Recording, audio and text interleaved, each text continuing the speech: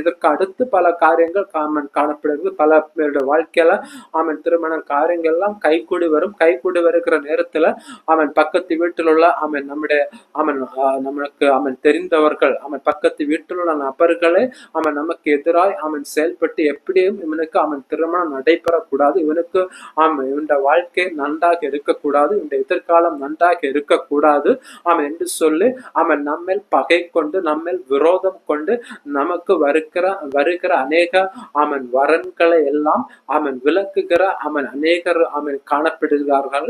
இதன் மூலமாகவும் பலருடைய திருமணங்கள் தள்ளி போகிறதை பார்க்க முடிகிறது. பாருங்கள், அநேக வரன்கள் வரும். அவர்களுக்கு எல்லாம் ஓகே தான், எல்லாம் ஓகேயாக தான் காணப்படும். ஆனால் கடைசி நேரத்தில் அவர்கள் விசாரிக்கிற நேரத்துல பக்கத்து வீட்டில் நபர்கள் இல்லாத காரியங்கள் எல்லாம் போட்டு கொடுக்கும் போது இதன் காரணமாக